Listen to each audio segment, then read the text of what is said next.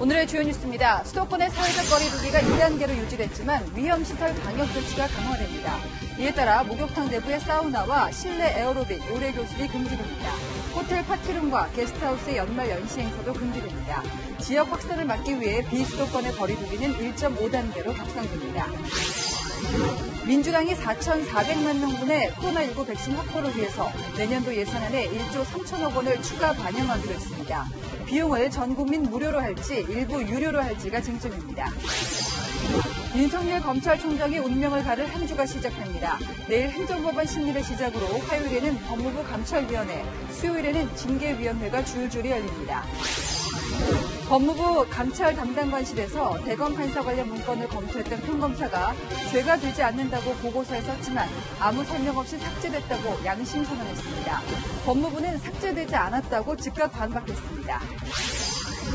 15년 만에 링에 복귀한 핵주먹 마이크 타이슨과 로이 존스 주니어의 레전드 매치가 졸전 끝에 무승부로 끝났습니다. 뉴스A, 오늘은 수도권 거리 두기를 2단계로 현행 유지한다는 소식부터 전해드리겠습니다. 단계는 똑같지만 완전히 똑같은 건 아닙니다. 위험성이 높은 업종과 시설을 핀셋처럼 집어내 영업을 제한합니다. 신규 확진자가 400명대로 떨어졌어도 확산세가 잡혔다고 판단할 수는 없는 상황이고요. 그렇다고 단계를 격상하기에는 타격을 입을 경제 상황도 당국은 고려했습니다. 또 1단계였던 비수도권 지역은 1.5단계로 격상됐습니다. 첫 소식 박정서 기자입니다. 정부는 코로나19 확진자의 약 70%가 집중된 수도권의 사회적 거리 두기는 2단계를 유지하기로 했습니다. 지금처럼 밤 9시 이후 식당은 포장이나 배달만 가능하고 카페는 테이크아웃만 가능합니다. 여기에 최근 집단 감염이 발생한 위험시설들을 중심으로 추가 조치를 시행하기로 했습니다. 일률적인 것보다는 정밀 방역을 통해서 국민의 일상에 대한 피해를 최소화하면서도 방역의 효과는 다 거두는 그런 노력을 하고자 하는 것이 우리 중대본의 입장입니다. 목욕탕은 이용 인원을 제한하고 음식 섭취만 금지했지만 이제는 사우나와 한증막도 이용할 수 없게 됩니다. 에어로빅, 킥복싱 같은 격렬한 GX 운동도 전면 중단됩니다. 침방울이 많이 발생하는 관악기나 노래 교습도 금지되지만 대입을 위한 교습은 허용됩니다. 아파트 내 부대시설로 분류돼 관리 감독이 어려웠던 아파트 내 헬스장, 카페 등도 운영할 수 없습니다. 젊은 층 감염을 차단하기 위한 조치도 강화돼 호텔, 파티룸, 게스트하우스 등 숙박시설에서 여는 연말연시 행사나 파티들 모두 금지됩니다. 비수도권은 1.5단계로 일제히 올리기로 했습니다. 다중이용시설의 인원이 제한되고 식당, 카페에서 거리 두기도 의무화됩니다. 다만 부산이나 충남 등 유행이 확산되고 있는 곳은 2단계 상향이 추진됩니다. 지난 일주일간 국내 확진자는 전국 2.5단계 상향 기준 중 하나를 충족했지만 정부는 중소자영업자의 타격을 감안했다고 밝혔습니다. 이번 대책은 오는 화요일 0시부터 적용되고 수도권은 7일까지, 비수도권은 14일까지 적용됩니다. 채널A 뉴스 박정서입니다. 네, 수도권 사회적 거리 두기는 이렇게 현행 2단계를 유지하지만 방역은 한층 강화됩니다. 1년 내내 힘든 시기를 버텨온 자영업자들 필요성은 알면서도 앞이 막막합니다. 자, 번화가인 서울 명동에 취재기자가 나가 있습니다. 서채리 기자, 아무래도 연말 특수는 기대하기 힘들 거고요. 지금 한눈에 보기에도 시민들이 많지는 않네요. 네, 저는 지금 서울 명동에 나와 있습니다. 주말 저녁이 무색하게도 거리는 상당히 한산한데요. 오후 9시 이후 음식점 내 취식이 어려워지자 아예 저녁 외출에 나서지 않는 분위기입니다. 정부가 오늘 수도권에서 10인 이상 사적 모임을 중단할 것을 권고한 만큼 더 이상 연말 분위기를 기대하기 어려워졌습니다. 시민들은 아쉬움을 토로합니다. 1년 동안 이제 많이 나가지도 못했는데 지금 다시 이렇게 2단계로 올라가 버리니까 많이 약속도 취소가 되고 아쉬운 것 같아요. 다만 꺾이지 않는 코로나19 확산세를 막기 위해 불편을 감수해야 한다고 말합니다. 올해 내내 계속 고통받고 많은 사람들이 힘들어하다 보니까 지금 괴롭지는 않은데 그냥 좀 더 빨리 이 시기가 나아졌으면 좋겠다는 생각이 많이 들어요. 연말 특수에 대한 신락 같은 희망을 이어가던 자영업자들의 실망감은 더 커졌습니다. 지난 24일 수도권 거리두기 2단계가 적용되자 저녁 식사 매출은 사실상 기대하기 어려운 수준입니다. 아니 100%예요. 에어주셨어요. 전혀. 대신 장소는 아니 저녁에는 아예 설명이 없어요. 정부는 집단 감염이 발생했거나 젊은 층의 활동이 많은 곳을 대상으로 방역 조치를 강화해 나갈 예정입니다. 지금까지 서울 명동에서 전해드렸습니다. 대입 수학 능력 시험은 나흘 남았습니다. 예년 같으면 교회와 사찰에 합격을 기원하는 부모님들 발길이 이어질 텐데 올해는 다른 분위기입니다. 자리는 비었지만 자식 걱정하는 부모 마음은 꽉 차 있는 현장. 장하연 기자가 취재했습니다. 예배당에 들어가기 전 신도들이 입구에서 체온을 잽니다. 입장한 뒤에도 중간중간 자리를 비워놓고 예배를 봅니다. 서울시가 권장한 비대면 예배는 아니지만 정부 방역 지침을 지키며 좌석의 20% 미만 인원만 참석하는 현장 예배를 연 겁니다.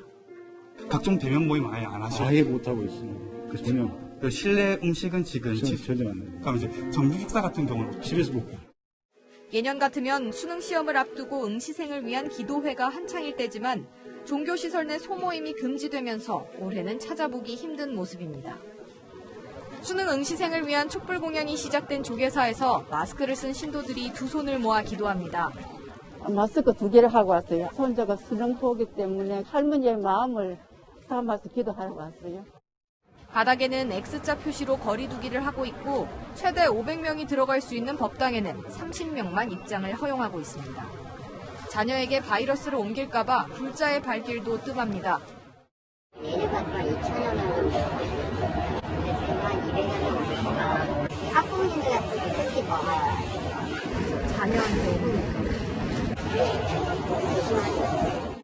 지난 26일 기준 코로나19에 확진된 수능 응시생은 21명. 코로나19가 수능을 앞둔 법당과 예배당 풍경까지 바꿔놨습니다. 채널A 뉴스 장하연입니다. 세 번째입니다. 재난지원금을 내년 설 전에 지급하는 쪽으로 당정이 가닥을 잡았습니다.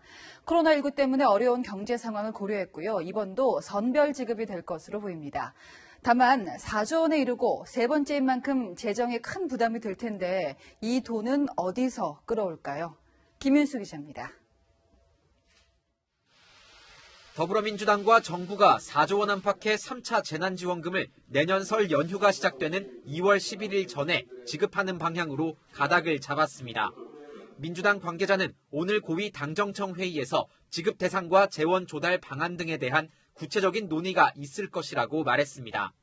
국민의힘은 앞서 3차 재난지원금 예산으로 3조 6천억 원을 제시했는데 민주당 역시 그 이상은 돼야 한다는 입장입니다. 당초 민주당은 3차 재난지원금 지급에 난색을 표했지만 이낙연 대표의 검토 지시 이후 입장을 선회했습니다.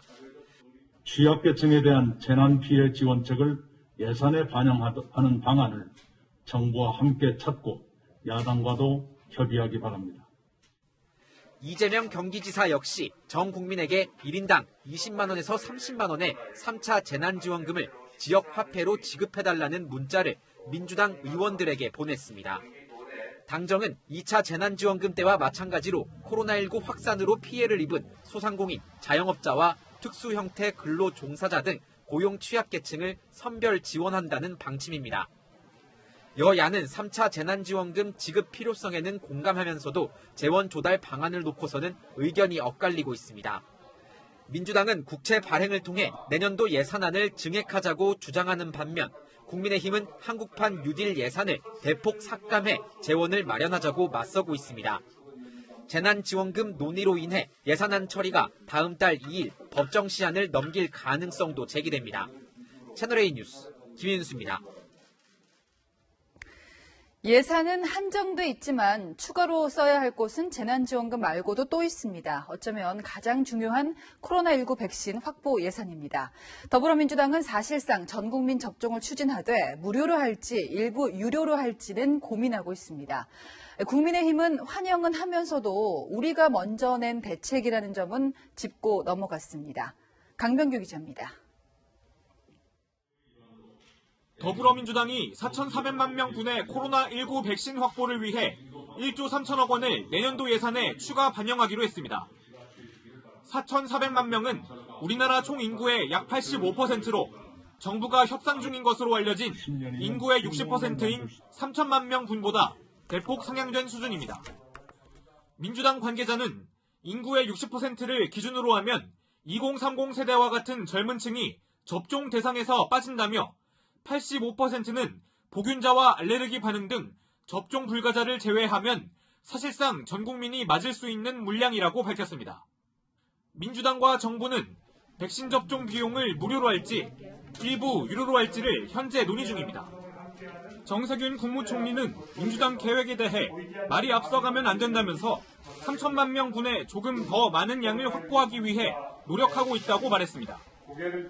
국민의힘은 백신 확보 필요성에 공감하면서도 정부 여당이 뒷북 대응한다고 비판했습니다. 저희들이 보건복지위에서 백신 예산 확보 필요성을 여러 차례 이야기했습니다만은 그것을 반영하지 않고 지금 예산이 예결위에 가 있는 상태에서 뒤늦게 이야기하는 것 자체가 맞지 않고요. 백신 예산과 3차 재난지원금을 더하면 내년도 재난지원 관련 추가 예산은 5조 원 안팎에 이를 것으로 보입니다. 재원 마련 방안을 두고 여야 의견이 엇갈리면서 내년도 예산안 심사 마지막까지 진통이 예상됩니다. 채널A 뉴스 강병규입니다. 네, 앞서 보도해드린 것처럼 정부가 수도권 사회적 거리 두기를 현행 수준으로 유지하기로 했는데요. 이 정도면 감염 확산을 막을 수 있는 건지 김철웅 기자와 함께 짚어보겠습니다. 자, 김 기자, 당국도 고민을 많이 한 것 같습니다. 그런데 위험시설을 중심으로 핀셋처럼 방역에 나서겠다는 건데요. 구체적으로 어디가 어떻게 추가가 됩니까? 네, 우선 수도권은 현행 2단계 거리두기 단계를 유지하고요. 네. 최근에 집단 감염이 발생했고 또 앞으로도 발생할 위험이 높은 곳을 꼽아서 조치를 강화했습니다. 네. 최근에 서울 서초구와 송파구, 목욕탕에서 잇따라 확진자가 나왔고요. 그렇죠. 이 때문에 목욕탕은 현행 인원수 제한과 음식물 금지에서 앞으로는 사우나와 한증막 이용 금지가 추가됐습니다. 네. 물론 온탕, 냉탕은 이용할 수 있지만 네. 목욕탕 안에서 한증막은 이용할 수 없다는 의미고요. 탕은 가도 되고 사우나는 안 되고. 그렇습니다. 예. 또 실내 체육시설 같은 경우는 지금은 밤 9시까지 운영되고 있거든요. 예. 하지만 소리를 내면서 격렬한 운동을 하는 GX류, 그것은 금지됩니다. 네. 또 젊은 층 감염을 막기 위해서 연말에 숙박업소에서 하는 파티가 금지됩니다. 10인 이상 회식, 동창회 네. 같은 사적 모임을 취소하라고 정부는 권고했습니다. 네. 그러니까 그동안 소규모 집단 감염이 나왔던 곳들은 거의 다 제한을 하겠다 이건데 최근에 체육시설이나 김장 모임 같은 소규모 집단 감염이 실제로 곳곳에서 나왔죠? 네, 최근 서울에서 지하라 환기가 잘 안 되거나 좁은 곳에서 침방울이 튀는 에어로빅 탁구장, 네. 점핑 체육시설 같은 실내 체육시설에서 확진자가 쏟아졌습니다. 경기 용인, 충청, 전남, 경남 등 전국적으로도 최근 2주간 58개 집단 감염이 발생했거든요. 수도권을 제외한 전국은 다음 달부터 모두 1.5단계가 적용됩니다. 네. 2단계로 올리면 최대 70만 개가 타격을 받아서요. 자영업자를 고려한 결정입니다. 네. 자, 지금 신규 확진자가 나흘 만에 400명대로 내려오긴 했습니다. 이거를 확산세가 좀 수그러들었다 이렇게 볼 수 있을까요? 그렇게 보기는 아직 이른 것 같습니다. 왜냐하면 오늘 확진자 수가 줄어든 건 주말인 어제에 비해서 네. 검사 건수가 줄어들었기 때문입니다. 100명을 검사하면 그중에 몇 명이 확진되는지가 확진율이라고 부르거든요. 네. 오늘 확진율이 3%였는데 어제 2.25%보다 오히려 높은 수치입니다. 네. 검사 건수는 줄었는데 확진자는 더 많이 나오는 상황이니까 상황이 나아졌다고 볼 수는 없고요. 거리두기 단계를 정할 때는 지난 한 주간 국내 하루 평균 확진자가 몇 명이 나왔는지가 네네네. 기준이거든요. 이미 전국을 2.5단계로 높일 수 있는 400명 이상 그 기준은 충족했는데 네. 정부가 자영업자와 소상공인 타격을 고려해서 아직 상향 조치를 취하진 않았습니다. 그러니까 저희가 지금은 뭐 몇백 명대 인원을 기준으로 하지만 확진율 얘기도 했잖아요. 그렇다면은 전문가들은 이번 조치가 충분하다고 보고 있을까요? 방금 말씀드린 거리두기 단계를 정할 때 그 기준의 추세를 봐야 된다고 지적을 하거든요. 일주일 평균 값이 같은 100명이라도 감소하는 추세가 있고 증감이 반복되는 추세가 있는데 예. 지금은 증가하는 추세라는 겁니다. 어떤 얘기인지 한번 들어보시죠. 그러니까 유행을 못 잡는 상황이 생기거든요. 그러니까 한 번 시기를 놓치면 다시 돌이키기가 너무나 어려운 감염병이라는 걸 이제 알고 있습니다. 그러니까 경제의 문제는 경제 방법으로 풀어야지 방역으로 풀다가는 위험한 상황이 되는 거죠. 네, 정부는 수능이 있는 이번 주 중반부터나 기존 거리두기의 효과가 나타날 거라고 전망하고 있습니다. 네, 여기까지 듣겠습니다. 지금까지 김철웅 기자였습니다.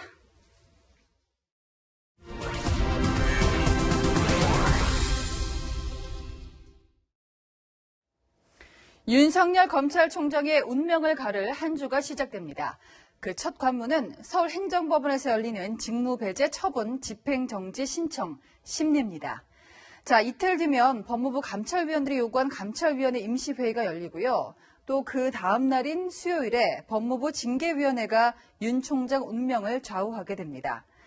첫 관문인 집행정지 취소 소송에서 윤 총장이 이긴다면 어떻게 될까요? 윤 총장은 곧바로 직무에 복귀하게 되고 추 장관이 추진한 징계는 명분이 없다, 이 주장에 힘이 실릴 가능성이 큽니다.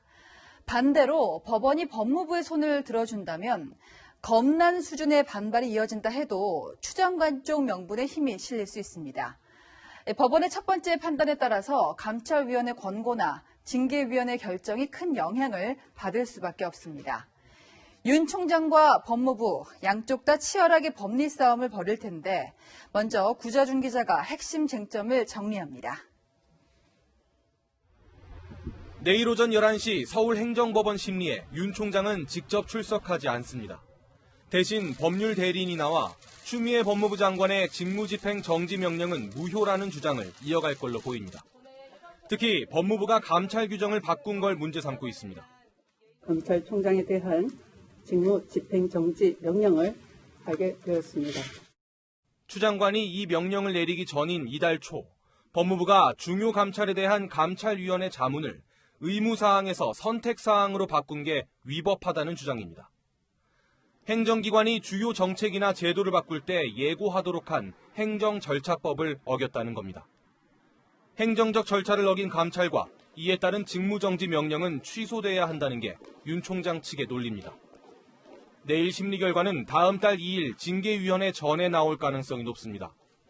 재판부는 직무정지 명령으로 윤 총장이 입는 손해가 얼마나 크고 돌이킬 수 없는지도 고려해 결정을 내리게 됩니다.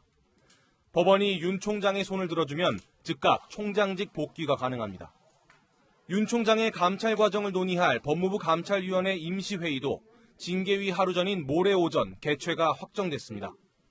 감찰위 의견은 권고적 효력만 같지만 윤 총장에 대한 직무 정지나 징계에 대해 부정적 의견을 내면 징계위가 해임과 같은 중징계를 결정하는데 부담을 줄 수 있습니다. 한편 법무부는 감찰위원들에게 임시회의 개최 일정을 외부에 함구해달라고 당부한 걸로 전해졌습니다. 채널A 뉴스 구자준입니다. 자, 이런 가운데 법무부 감찰 담당관실에서 이른바 판사 사찰 관련 문건을 검토했던 평검사가 오늘 실명으로 목소리를 냈습니다. 실제로 따져봤더니 죄가 되지 않는다. 분명히 보고서에도 썼다. 하지만 아무런 설명 없이 삭제됐다고 주장했습니다. 법무부가 삭제되지 않았다 즉각 반박을 했지만 검사가 그것도 실명을 걸고 양심 선언을 한 만큼 큰 파장이 예상됩니다. 공태영 기자입니다. 법무부 감찰 담당관실에 파견 중인 이정화 검사가 검찰 내부망에 글을 올린 건 오늘 오후. 자신이 판사 불법 사찰 증거로 지목된 대검찰청 작성 문건을 검토했지만 윤석열 총장의 직권남용 혐의가 성립되기 어렵다는 결론을 얻었다고 썼습니다. 다른 검사들의 검토 의견도 다르지 않아 보고서를 올렸지만 이런 내용들은 아무런 설명도 없이 삭제됐다고 주장했습니다. 앞서 추 장관은 해당 문건과 관련해 윤석열 총장의 수사 의뢰를 지시했습니다. 판사들의 개인정보 및 성향 자료를 수집하고 활용하는 등 직무상 의무를 위반하였습니다.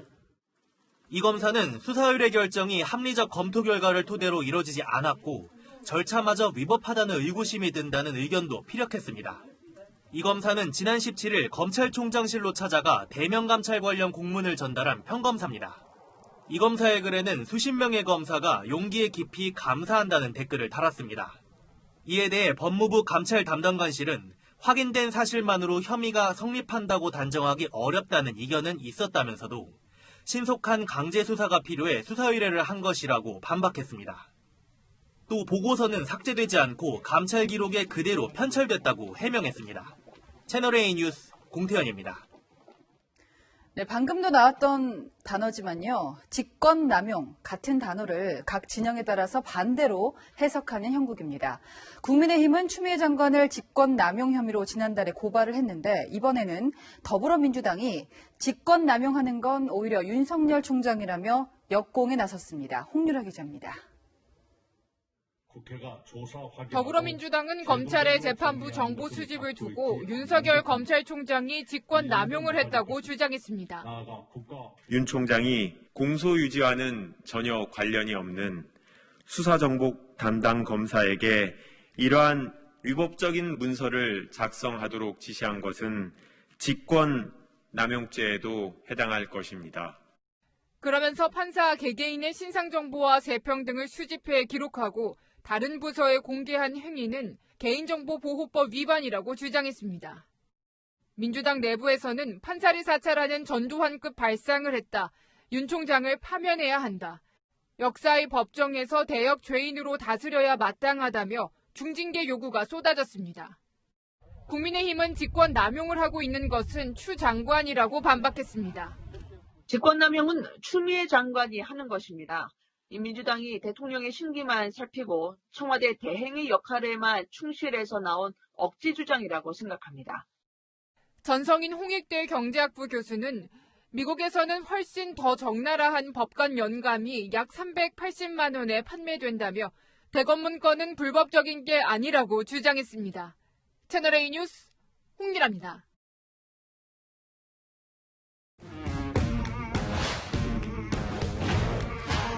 열왕연화 시작하겠습니다. 이민찬 기자가 나왔고요. 오늘 첫 번째 주제는 누군가 울고 있는데요. 대통령이 울고 있다고요? 맞습니다. 예. 그런데 문재인 대통령은 아니고요. 예. 김영삼, 김대중, 노무현 3명의 전직 대통령이 문재인 대통령의 모습을 보면서 울고 있을 거란 얘기입니다.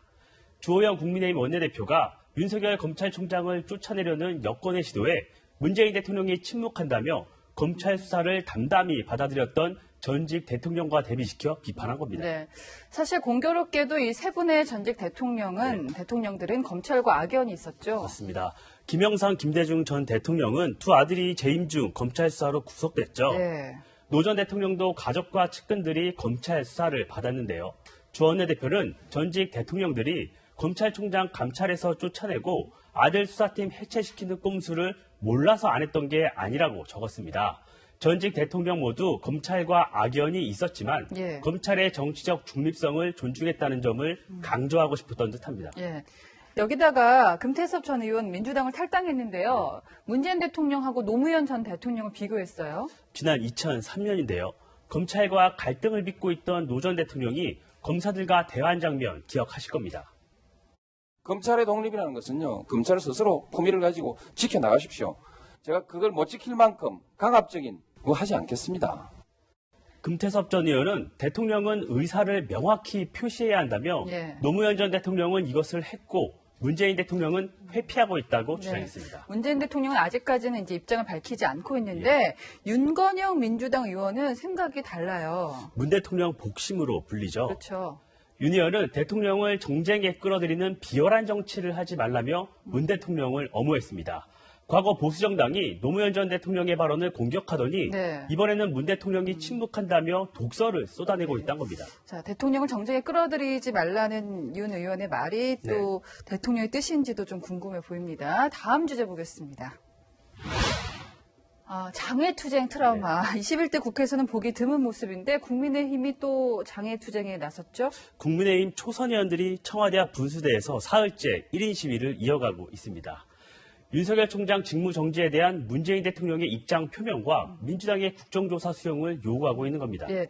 그런데 이 장애투쟁이라고 해서 저는 그 예전에 자유한국당이 보여줬던 방식을 생각했는데 그것과는 많이 달랐어요. 지난해나 올해나 국민의힘의 투쟁 대상은 법무부 장관이죠. 하지만 투쟁 방식은 조금 달라졌습니다.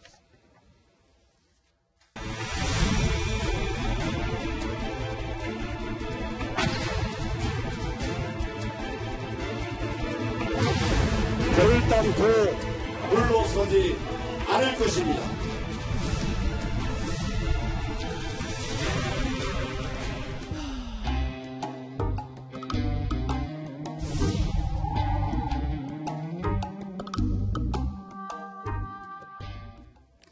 아무래도 이렇게 좀 횡해진 게 지난 4월 총선의 결과 이 영향이 컸겠죠? 국민의힘은 지난 총선에서 103석에 그쳤죠. 그렇죠. 이후 총선 100석을 펴냈는데 중도층 지지 회복 부족이 원인으로 꼽혔습니다. 총선 직전 보여준 강경 투쟁으로 중도층이 떠났다고 본 건데요. 코로나19까지 확산하면서 21대 국회에서 장외 투쟁은 사실상 금기화가 됐죠. 이게 모습만 보면은 좀 강경 투쟁 기조가 아닌 것 같지만 그래도 국민의힘에서 독재라는 단어가 다시 등장을 했거든요. 그렇다면 이제라도 강경 투쟁 기조로 갈 수도 있는 건가요? 국민의힘 의원들에게 조금 들어봤는데요. 여당의 독주에 강경 대응이 필요하다는 주장도 제기되지만 여전히 신중한 반응입니다. 코로나19도 재확산하고 있죠. 수적 열세를 극복할 묘수를 찾는 실력이 필요해 보입니다. 그래서 오늘의 열악야락은 실력 발휘로 정해봤습니다. 네, 지금 야당이 사실 좀 지지부진한 상황인데 초선 의원들이 그런 역할을 할지 좀 지켜봐야겠습니다. 지금까지 열악야락이었습니다. 네, 사람에게 코로나19가 그런 것처럼 가금류에는 조류 인플루엔자가 전파 속도도 빠르고 매우 치명적인데요. 전북 농장에서 2년 8개월 만에 고병원성 AI가 발생했습니다. 벌써 39만 마리, 농민들은 자식같이 기른 닭과 오리를 땅에 묻어야 했습니다. 공국진 기자입니다. 방역 차량이 곳곳에 소독약을 뿌립니다. 농장에선 중장비가 폐사한 오리를 쉴 새 없이 퍼나릅니다. 이 농장에서 키우던 유경 오리에서 고병원성 조류독감 인플루엔자가 검출돼 오리 19,000마리를 살처분하는 겁니다. 국내 가금 농장에서 고병원성 AI가 확인된 건 2018년 3월 이후 처음으로 시베리아 등 북쪽에서 날아온 철새를 따라 유입됐을 것으로 추정됩니다. 고병원성 AI 발생이 확인된 농장 입구입니다. 방역당국은 출입 통제선을 설치하고 사람과 차량의 통행을 막고 있습니다. 방역당국은 반경 3km 이내 닭과 오리 39만 2천여 마리를 살처분했고 반경 10km 이내엔 한 달간 이동 제한 조치를 내렸습니다. 인근 농장에는 비상이 걸렸습니다. 당연히 긴장을 또 해야겠죠. 긴장의 시각으로 쳐다보고 있고 각각 내 농장을 내가 지킨다는 마음으로 방역하고 그래야겠죠. 농림축산식품부는 전국이 고병원성 AI의 위험권에 들었다며 위기 경보 단계를 최고 수준인 심각으로 격상했습니다. 채널A 뉴스 공국진입니다. 새벽 3시 음주운전 차량이 캠핑장 텐트를 덮치는 날벼락 같은 사고가 났습니다. 또 강화도 펜션에서 큰 불이 나기도 했습니다. 사건 사고 배영진 기자가 종합합니다. 펜션 건물의 시뻘건 불길과 함께 시커먼 연기가 솟구칩니다. 불길이 휩쓸고 간 펜션은 형체를 알아볼 수 없게 타버렸습니다. 인천 강화군 동막 해수욕장 인근 목조 펜션에 불이 난 건 오늘 오전 10시 54분쯤. 펜션이 3개 동으로 돼 있는데요. 전소가 돼가지고 다 타가지고. 불은 2시간 만에 꺼졌지만 일대의 연기가 퍼지면서 펜션 이용객과 인근 주민 10여 명이 긴급 대피했습니다. 경찰은 펜션 안에서 불이 시작된 것으로 보고 정확한 화재 원인을 조사 중입니다. 소방관들이 불붙은 승용차를 향해 물을 뿌려보지만 뼈대만 남기고 타버렸습니다. 경북 의성군의 한 캠핑장에 친 텐트를 승용차가 덮쳤습니다. 승용차가 텐트에 있던 난로를 건드리면서 불이 난 겁니다. 캠핑객 등 4명은 다쳐 병원에 옮겨졌습니다. 차가 전소됐습니다. 그 텐트를 난방하기 위해 가고 캠핑용 난로가 있었네요. 난로에 끼어가지고 화재가 났네요. 승용차 운전자의 혈중 알코올 농도는 면허 취소 수준이었습니다. 경찰은 운전자에 대해 구속영장을 신청할지 검토 중입니다. 채널A 뉴스 배영진입니다.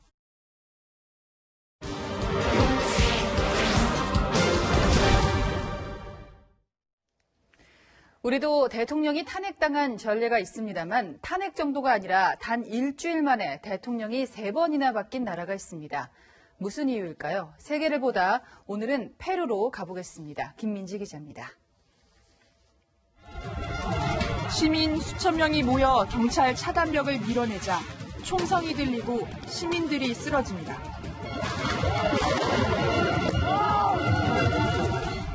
총리의 방아쇠를 당긴 건 페루 의회의 대통령 탄핵안 처리였습니다.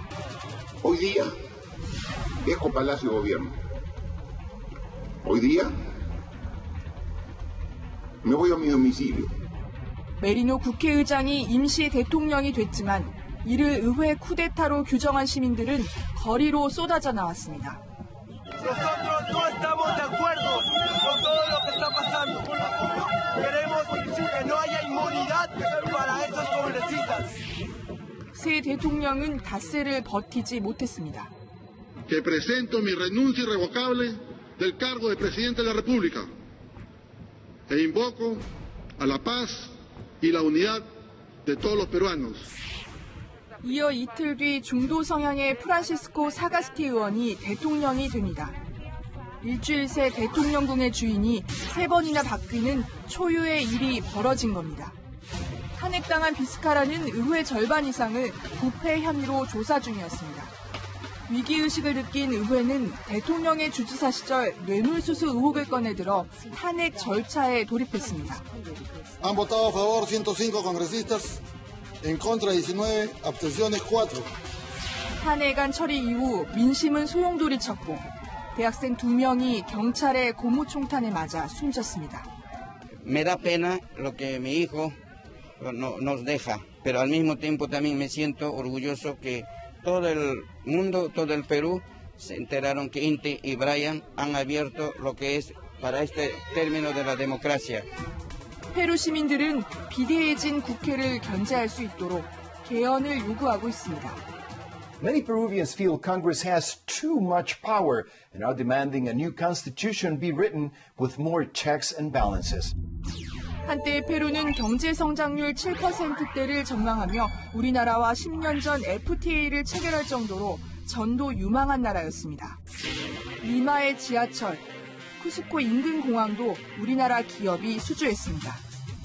하지만 문제는 정치였습니다. 코로나19 확산까지 겹치면서 남미의 잠룡으로 불렸던 페루는 올해 마이너스 14%의 역성장이 예상됩니다. 5명의 전직 대통령들이 부정부패로 줄줄이 낙마했지만 페루의 변화는 아직도 미미합니다. 다만 최근 20대 밀레니엄 시위대들이 나섰다는 점에서 과거의 분노와는 사뭇 다르다는 지적도 나옵니다.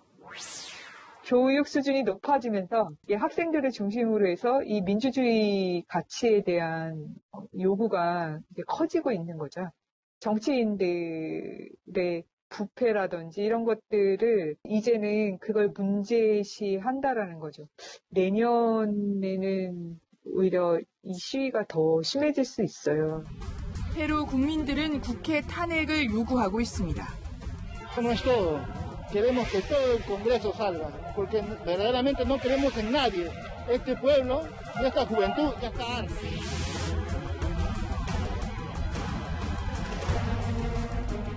세계를 보다 김민지입니다. 미국은 하루 20만 명씩 코로나19 신규 확진자가 말 그대로 쏟아지고 있습니다. 얼마 안 남은 크리스마스도 시한폭탄이 될 태세입니다. 박수유 기자입니다. 미국의 최대 명절 추수감사절을 맞아 구호 음식을 받으러 온 주민들. 먹고 살기 힘든 시민들이 2만 명이나 몰리자 주최 측은 코로나19 확산을 우려합니다. I'm watching the numbers very carefully. So a lot of what we decide to do will depend on people's behavior, the extent of the community spread. 미국은 하루 신규 확진자 수가 20만 명을 넘어선 가운데 추수감사절 대이동 여파로 확진자는 더 늘어날 전망입니다. 유럽은 중증 환자가 늘어난 데다 의료 시스템이 한계에 봉착하면서 누적 사망자가 40만 명을 넘었습니다. 그런데도 유럽인들의 마음은 한 달 가까이 남은 크리스마스로 향합니다. We've not seen the Christmas tree yet, so I'm trying to feel a little bit more festive and cheerful. 마크롱 프랑스 대통령도 바이러스 확산이 정점을 지났다며 다음 달 15일부터 봉쇄를 일부 완화하기로 했습니다. Dès samedi prochain matin, plusieurs changements seront réalité. D'abord, les déplacements pour motifs de promenade ou activité physique en extérieur. 코로나19로 인한 사망자만 6만 명에 육박하는 영국에서는 여전히 마스크 착용 반대와 봉쇄 완화를 요구하는 시위가 이어지고 있습니다. 오스트리아 등 일부 유럽 국가들은 겨울철 관광 수입원인 스키장을 개장하면서 독일 등과 갈등을 빚고 있습니다. 채널A 뉴스 박수희입니다. 일본에서는 놀이동산으로 혹은 캡슐 호텔로 출근하는 평범한 가장들이 생겨나고 있습니다. 혹시 실직이라도 당한 걸 가족들에게 말 못하는 걸까요? 도쿄 김범석 특파원이 그 속사정을 알려드립니다. 일본에선 코로나19 신규 확진자가 2,700명에 육박하며 3차 대유행이 본격화하고 있습니다. 그런데도 주말 도쿄 도심은 사람들로 붐볐고 단풍 명소에는 늦가을을 만끽하려는 행락객들이 몰렸습니다. これからまた寒くなってきて、さらに増加するんじゃないかなっていうのを少し危惧してはいます。 도쿄에서는 최근 가족 전파 방지 캠페인도 시작했습니다. 今、家庭内感染が増えています。 감염 경로를 모르는 확진자를 제외하면 가정 내 감염이 전체의 5분의 1을 차지할 정도로 가장 많았습니다. 직장과 술집 등에서 감염돼 퇴근 후 가족들에게 옮기다 보니 이런 웃지 못할 상황도 펼쳐집니다. 한 직장인이 놀이동산을 찾아 관람차에 몸을 싣습니다. 업무를 하다 보니 어느새 창밖에 멋진 전망이 나타납니다. 재택근무를 하던 이 직장인은 가정 내 감염을 막기 위해 비어있는 관람차에서 업무를 시작했습니다. いつもと普段と違うんで気分転換にはなりますし 관광객이나 취객을 받아오던 이 캡슐 호텔은 책상과 스탠드를 갖다 놓고 사무실로 공간을 바꿨습니다. お酒を飲まれてないお客様のご利用が増えている傾向にあります。 거리 두기가 잘 지켜지지 않자 손님끼리 붙어 앉지 못하도록 테이블마다 인형을 둔 식당도 생겨났습니다. 코로나19 확산을 막기 위해 자영업자들과 시민들이 아이디어를 짜내고 있지만 일본 정부는 여행 장려 캠페인을 고집해 빈축을 사고 있습니다. 도쿄에서 채널A 뉴스 김범석입니다. 2020년 달라진 일상을 한 단어로 표현한다면 비대면이겠죠. 답답한 한 해였지만 서비스는 더 편리해졌습니다. 조윤선 기자가 보여드립니다. 가정과 회사, 학교까지 코로나19로 급변한 우리의 일상. 온라인 사업이 있어서요. 기존 외식은 모바일 배달 주문으로. 장 좀 봐주세요. 그건 뺐습니다. 비대면 일상이 당연시되고 있습니다. 오늘 저희가 5시에서 7시 타임, 두 번째 타임 있으니까요. 그때 방문 드릴게요. 세탁업체 점주 임승훈 씨는 세탁물 수거부터 세탁, 당일 배송까지 직접 하고 있습니다. 많아진 1인 가구에 코로나19로 위생이 중요해지며 눈코 뜰 새 없이 바쁩니다. 퇴근해가지고 빨래를 또 한다는 게 쉽지가 않더라고요. 요즘 또 코로나 때문에 비대면으로 하는 걸 또 좋아하시더라고요. 작년보다는 제가 볼 때 한 20-30% 늘은 것 같습니다. 초중학교 방과 후 수업도 변하고 있습니다. 2013년부터 진행한 수업이 올해는 엔지니어가 직접 구성하고 촬영한 영상물로 대체됐습니다. 4개 LED를 꺼내주시면 돼요. 학교 원격 수업이 장기화되자 학습 공백을 대비해 복습과 24시간 숙제 도우미 시스템 등의 개발도 활발합니다. 출입 명부 기록이 전화로도 가능해졌습니다. QR코드 사용이 어렵거나 수기가 꺼려진다면 수신자 부담 번호에 전화만 걸면 3초 만에 기록됩니다. 그 밖에도 호텔의 셀프 체크인 등 비대면의 필요성이 높아지며 음식 맛도 기계가 만들어줄 시대가 다가옵니다. 외식업을 하는 사람 입장에서는 사실은 짬뽕 맛을 기계로 측정하는 거 정말 엄청난 복합적인 거라 쉽진 않겠지만 기계의 장점들은 정말 외식업에 정말 필요한 부분들이거든요. 신선도라든가 음료수라든가 아까 진짜 물 측정이 이렇게 비대면 서비스는 생활 속 면면으로 스며들고 있습니다. 채널A 뉴스 조현선입니다. 마이크 타이슨이 15년 만에 링으로 돌아왔습니다. 체중을 45kg이나 감량을 했는데 경기도 화끈했을까요? 이민중 기자입니다. 50승 44KO 승. 프로복싱 최고의 전설인 핵주먹 마이크 타이슨이 은퇴 15년 만에 4강링을 향해 걸어옵니다. 무려 45kg을 감량해 54세 나이에도 근육질 몸매를 뽐냅니다. 상대는 3살 어린 로이 존스 주니어.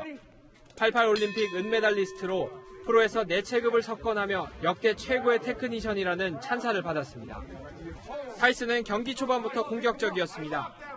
현역 시절처럼 머리를 좌우로 흔들며 상대를 압박한 뒤 강한 펀치를 날렸습니다. 하지만 존스 주니어는 소극적이었습니다. 8라운드 내내 도망다니며 껴안기로 시간을 끌었습니다. 타이슨도 갈수록 체력이 떨어졌고 가끔 큰 펀치를 날렸지만 스피드가 받쳐주지 않았습니다. WBC 비공식 채점단은 무승부를 선언했습니다. Yeah, but I'm good with a draw. Why? Because I entertained the crowd. The crowd was happy with it. I mean, we just might have tried to do it again, but I don't know. You looked exhausted for a little while. Did the body shots take a toll? The body shots definitely took a toll. 타이슨은 이번 경기로 110억 원의 수당과 명예 챔피언 벨트를 받았습니다. 하지만 전설들의 불꽃 튀는 대결을 기대했던 복싱 팬들에게 진한 아쉬움을 남겼습니다. 채널A 뉴스 이민준입니다. 오늘 한라산에는 올가을 첫눈이 내렸습니다. 작년보다 열흘 정도 늦게 찾아왔는데요.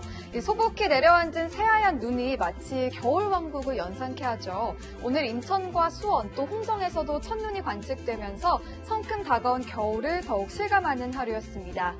오늘 밤사이 서쪽 지역과 제주에는 다시 눈이 조금 내리겠는데요. 내일 아침까지 경기 남부와 충남 북부, 호남 서해안에는 1cm 미만, 제주 산지에는 많게는 3cm 정도의 눈이 내려 쌓이는 곳이 있겠습니다. 내일 서울의 아침 기온은 영하 3도, 대전은 영하 2도로 출발하고요. 한낮에 서울은 4도에 머물면서 종일 춥겠습니다. 동해안과 경남 남해안에는 수일째 건조특보가 발효 중입니다. 계속해서 불씨 관리 잘해주시길 바랍니다.